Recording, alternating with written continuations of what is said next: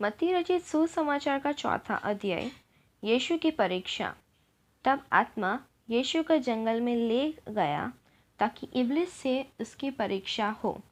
वह 40 दिन और 40 रात निराहार रहा।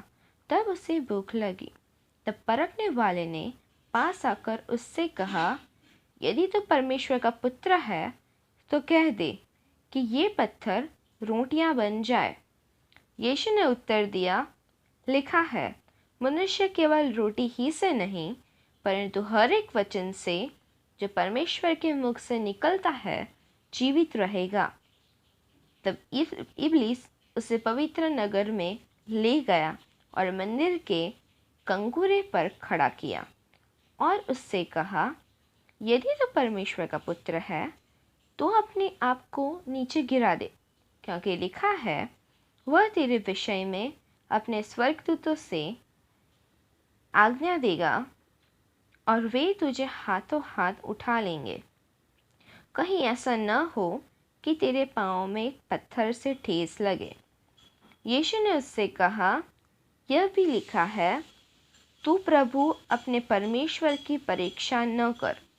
फिर इब्लिस उसे एक बहुत ऊंचे पहाड़ पर ले गया और सारे जगत के राज्य और उसका वैभव दिखाकर उससे कहा, यदि तू गिरकर मुझे प्रणाम करे तो मैं ये सब कुछ तुझे दे दूंगा। तब यीशु ने उससे कहा, है शैतान, दूर हो जा, क्योंकि लिखा है, तू प्रभु अपने परमेश्वर को प्रणाम कर और केवल उसी की उपासना कर। तब शैतान उसके पास से चला गया और देखो, स्वर्गदूत आकर उसकी सेवा करने लगे। यीशु के सेवा कार्य का आरंभ। जब उसने यह सुना कि यूहन्ना बंदी बना लिया गया है, तो वह गलील को चला गया और वह नाज़रत को छोड़कर कफरनहूम में, जो झील के किनारे ज़बूलून और नप्ताली के देश में है, जाकर रहने लगा, ताकि जो यशायाह भविष्यवक्ता के द्वारा कहा गया था वह पूरा हो। ज़बूलून और नप्ताली के देश, झील के मार्ग से यरदन के पार, अन्य जातियों का गलील।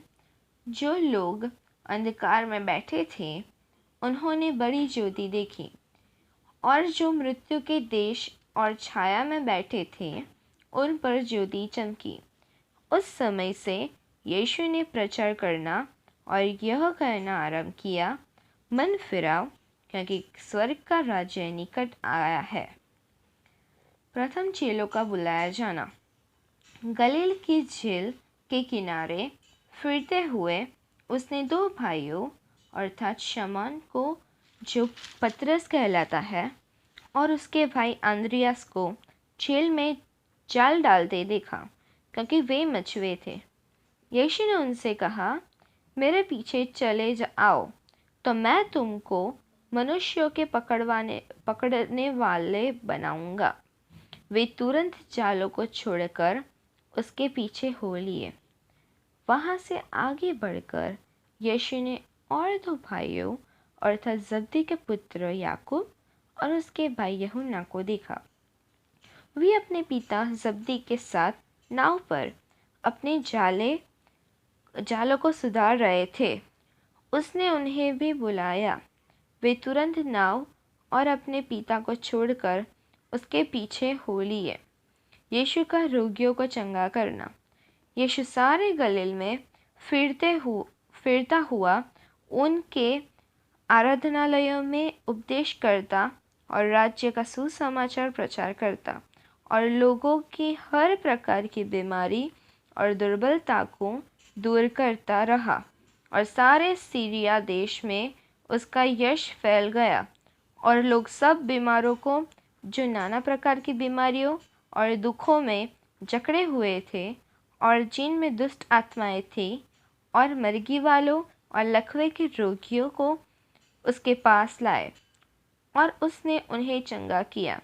गलील और दिकापुलिस, यरूशलेम, यहूदिया और यरदन नदी के पास से भीड़ की भीड़ उसके पीछे हो ली। आमीन।